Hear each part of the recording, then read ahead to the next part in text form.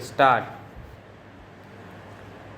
We have seen out of our experience what actually has been the role of the judiciary in our country. One after the other, the judiciary tried to interpret the constitution in a manner they wanted to do, and even by one's judge point of view, either in the High Court or Supreme Court. They wanted to uphold that their views were supreme and none else. Though we are in this democratic process and we believe in democracy and adult franchisee, yet this view of the representatives of the people in this house and in the house are not supreme, only the judges' views are supreme. This is nothing but a new nepotism on the part of the judiciary, who deliver judgments as if they are the only kings and rulers in this country and nobody else, completely ignoring the will and consent of the people who sent their representatives to this house to look after their welfare and well-being. Therefore, the question of erosion of the judiciary does not hold any ground. I have gone through one of the articles published in the Indian Express sometimes before. After fundamental duties, particularly, they mention, and I say that the challenges follow the noble ideals and inspired our national struggle for freedom. Our national leaders took part in the national struggle, and they aptly have said that there are certain fundamental rights, and those rights, particularly referring to Article 14, 19 and 31, are somehow or the other being taken in view of the directive principles of the state policy of the Constitution. I do not know what is their actual viewpoint. If their viewpoint is to stick to the law, that is, the fundamental rights are fundamental rights, then those fundamental rights are from whom? Those fundamental rights are for the so-called higher strata of the society, for the so-called hives and not for hive notes. What is their grievance? The poorer sections of the society, the vast multitudes of the country, do not consider that fundamental rights are embedded in the Constitution. They consider what their fundamental needs are. Their fundamental needs is that their hunger should be removed and their economic conditions redresses. In the view of these things, which one is to be given more weightage? The poorer sections who are demanding better transformation of society, the problems of the poor sections are to be given more weightage. This position in brief seemed to have shocked many people. With this view, these articles are constitutional changes which are under consideration are welcome measures and ought to be framed. There is no doubt about it. Ready? Start. Honorable members, space technology plays a central role in improving the lives of the common man, providing earlier warning of impending disasters, identifying local of natural resources, providing signals to various means of manufacturing and ensuring national security.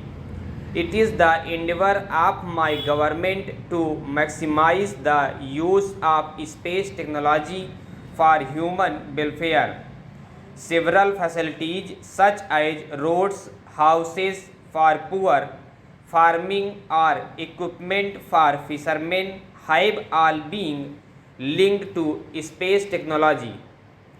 Space technology has helped us in further strengthening our security at land, air and water.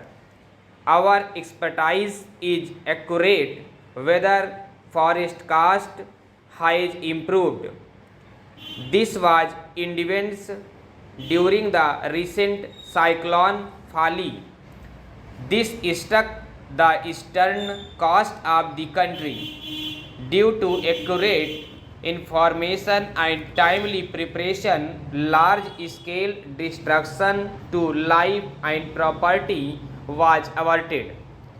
India is marching forward to assume a leadership role in unraveling and comprehending my mysteries of space. Our scientists are involved in the preparations for the launch of Chandrayaan 2, which will be India's first spacecraft to reach the moon. We are also making rapid progress towards achieving the goal of sending the first Indian in India's own Gaganyaan 2 by 2022. During the Lok Sabha elections, the country attained another milestone which, however, did not receive as much attention as it should have. With the successful testing of Mission Shakti, a new dimension has been added to India's capability in space technology and security preparations. For this, today, I once again congratulate our scientists and engineers. The role of technology in the field of security is expanding continuously. Keeping this in view, work is in progress to establish 3 joint service agencies for space, cyber and social forces. These collaborative efforts will strengthen the security of the country. New India is rapidly moving towards occupying its rightful place in the world community. Today, India has acquired a new image and our relations with other countries have become stronger. It is a matter of immense pleasure that in 2022, India will host the G20 summit. The world community supported India's proposals to declare June 21st as International Day of Yoga by the United Nations. I present several programs associated with International Day of Yoga are being organized with great enthusiasm in various countries, of which the most important events was held the 21st June this year at all over the world.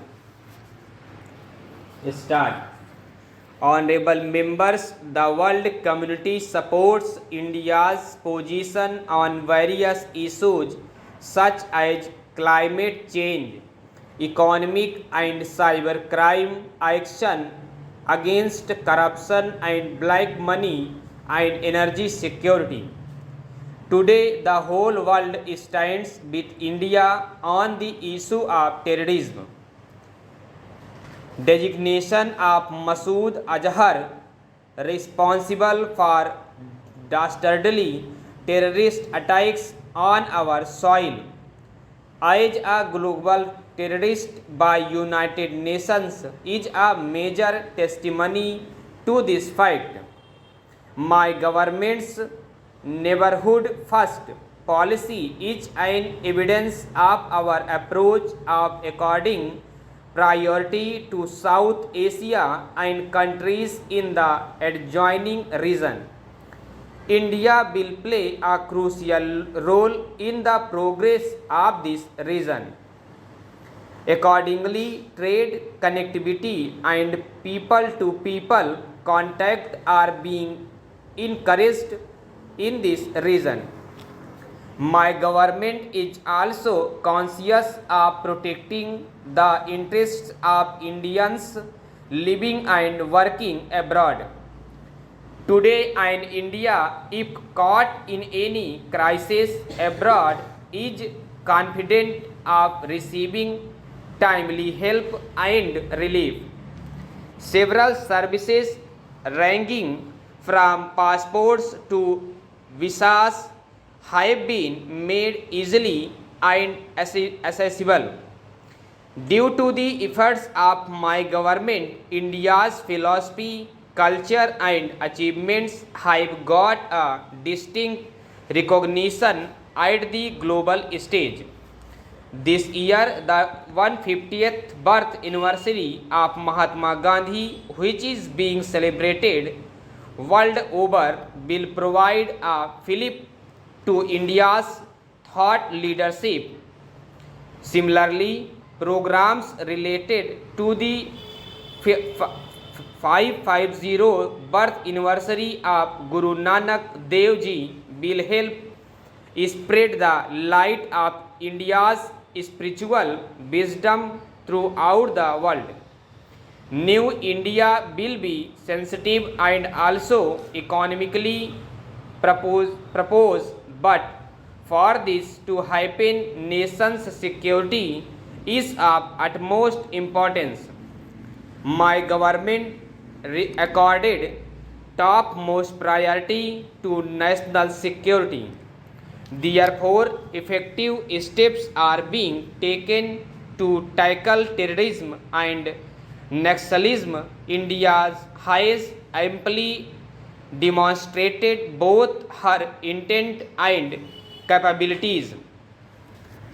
First, though surgical strikes and then through air strikes after the Pulwama attack at terrorist hideouts across the border. In future, too, all possible steps will be taken to ensure our security.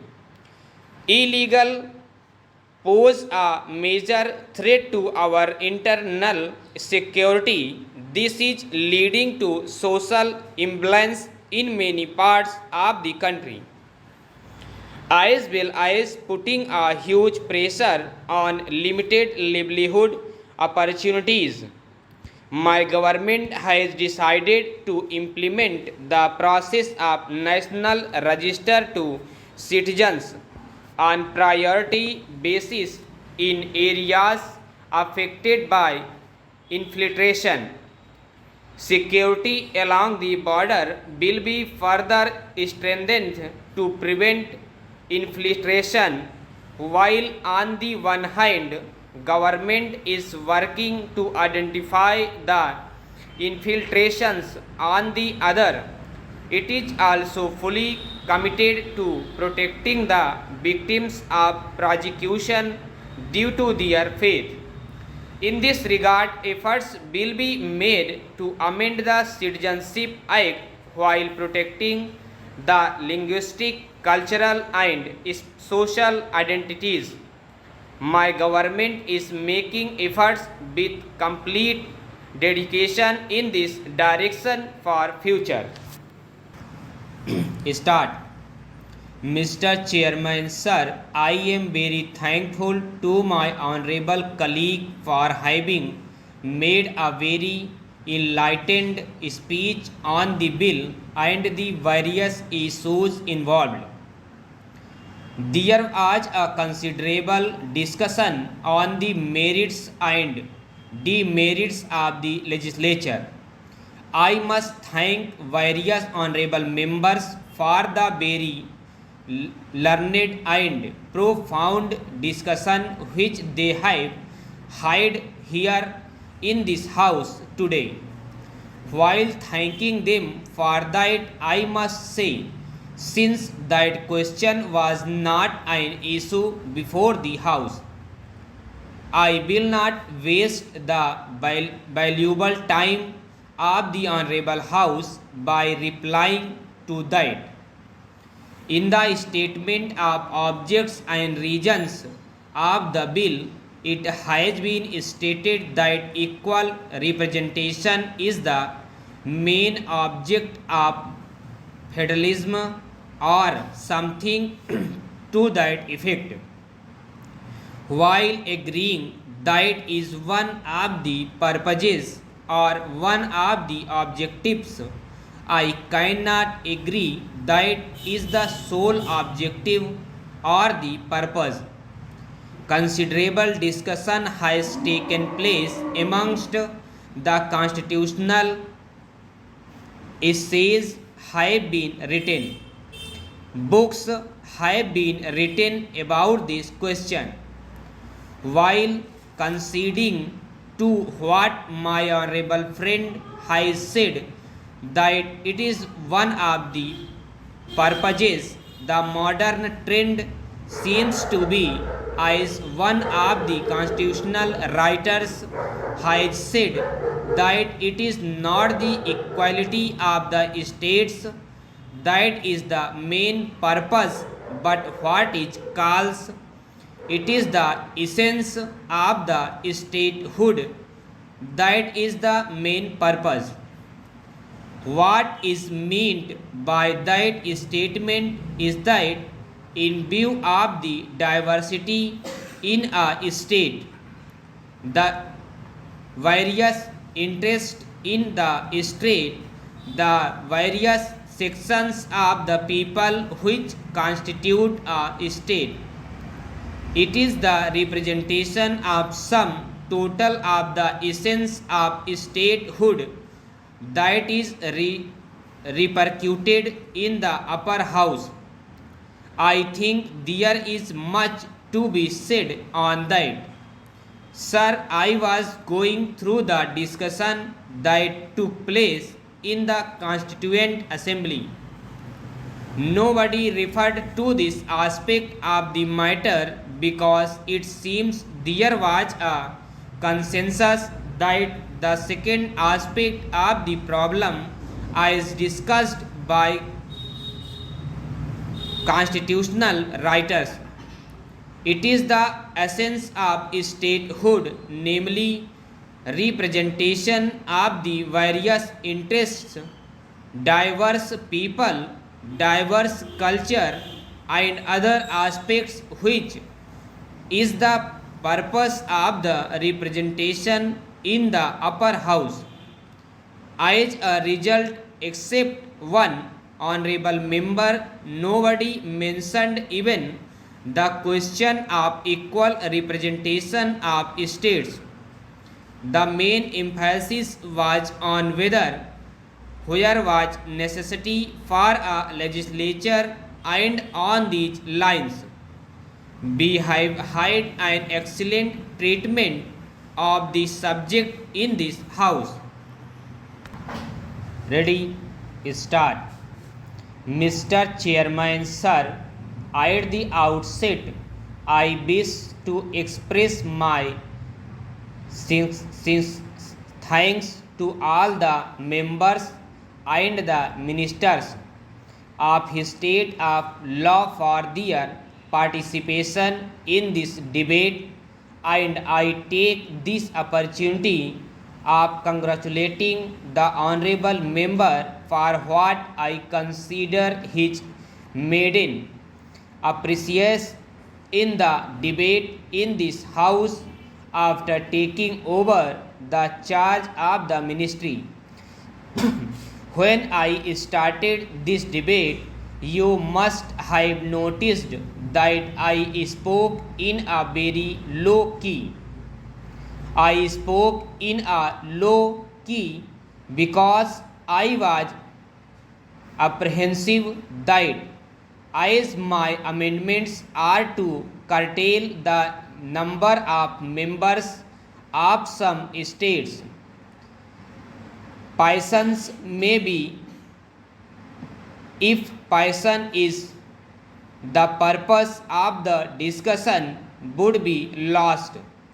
I am happy that members approached the debate and calmly, and in fact we had a very good discussion as I see it. On all points, my honorable friend criticized the whip system, and I understand why he has criticized, because it appears that the whip of his party did not permit him to speak in the presidential address. Therefore, what he could not speak in the presidential address debate, he tried to speak here, and though most of what he said that no relevance to the subject matter except referring to my bill, once his whole speech was on other subjects. Therefore, I think I need not reply to them.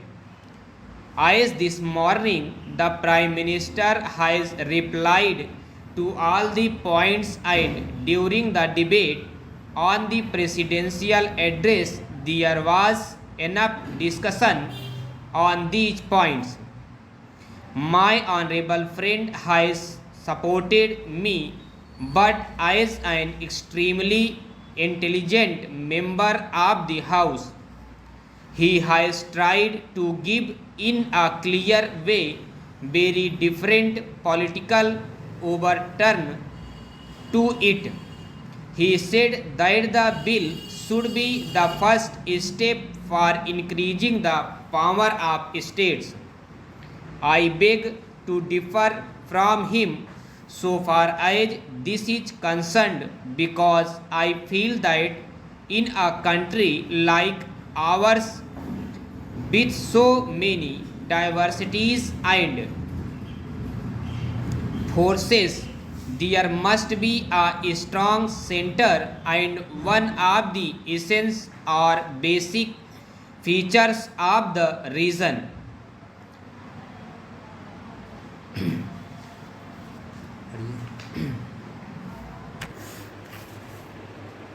I am honored to be present here with President and Secretary General and other leaders at the launch of the UN Democracy Fund. This was proposed by President at the UN General Assembly last year and has received wider spread acclaim. Its relevance is underscored by its becoming a concrete reality in just a year's time. May I take this opportunity to express our solidarity with the people of New and other regions.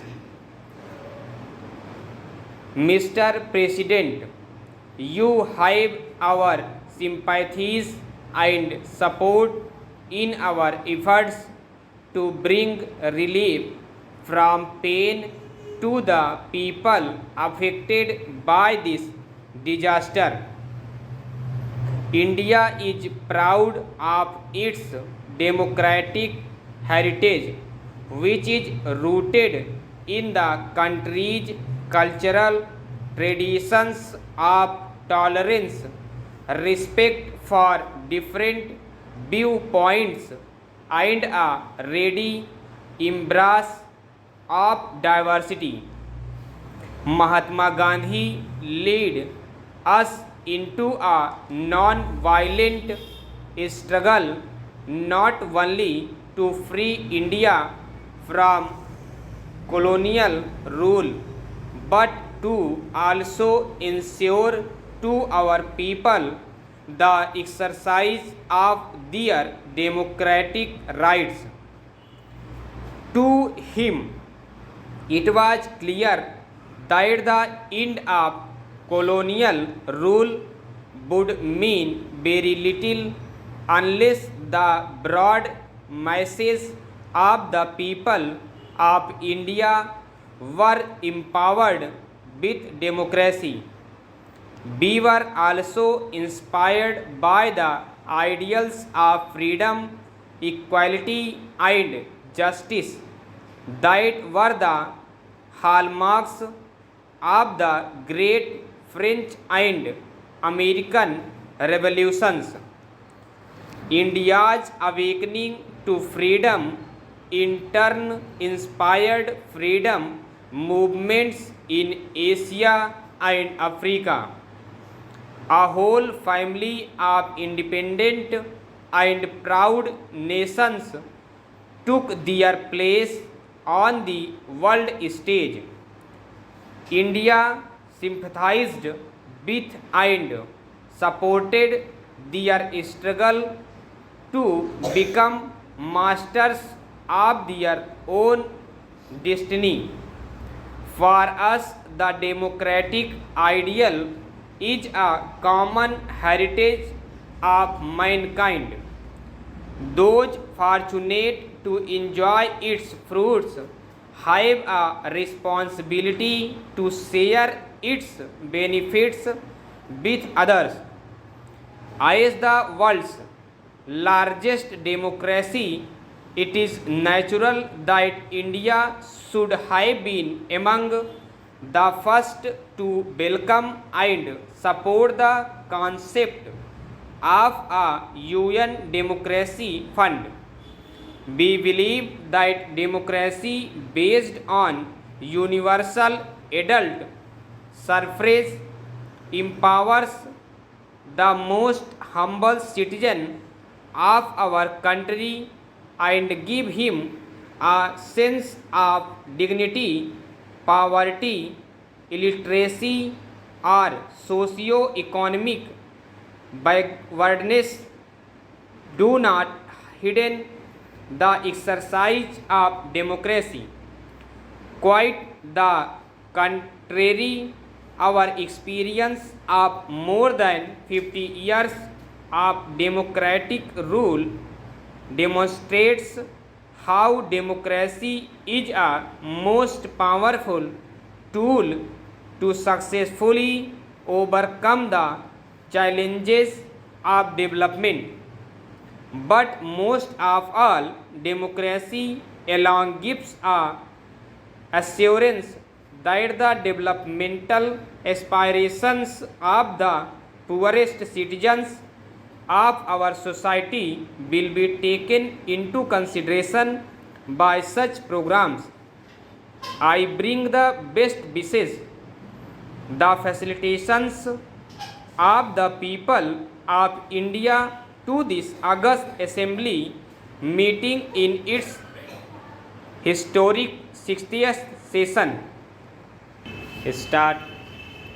May I take this opportunity to convey our deep condolence and sympathies to the government and the people of United States on the widespread destruction caused by hurricane at the turn of the century. There was growing recognition that the contemporary challenges of pandemic, disease, environmental depredation, and terrorism demand a global response. At the same time, there was hope and optimism. The world community welcomed advance in science and technology, which made it possible as never before in human history to confront the challenges. We had confidence in mobilizing the collective will and wisdom of nations to herald a new era of peace and prosperity. 5 years later, we find that the international community is generous in setting goals, slow in pursuing them.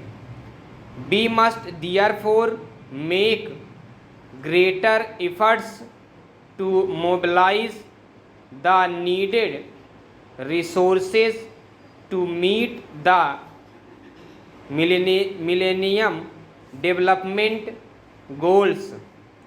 This would be a wise investment for the future. Failure will only make our task in the future more difficult and more costly. We in the developing world face a dual challenge: the domestic one of managing political, economic, and social change in an environment of rising expectations and growing disparities, as well as the global challenge of securing an international environment conducive to meeting our developmental aspirations. These challenges are interlinked, and success or failure will affect us all. We welcome the agreement reached on the draft outcome document to be adopted tomorrow. It is a roadmap for the work ahead to reorient the organization to meet the challenges of the present. India will be a willing participant in this process. All of us assembled here recognize that the United Nations is in need of urgent and comprehensive reforms. The management of global interdependence requires strong international institutions and a rule-based multilateral system. The reform of the United Nations must be based on this principle. It must include the expansion of the United Nations Security Council in both permanent and non-permanent categories of membership. Unfortunately, the United Nations suffers from a democracy deficit. Its structure and decision-making process reflect the world of 1945 as such, not the world of year 2015. Unless the UN becomes more representative of the contemporary world and more relevant to our concerns,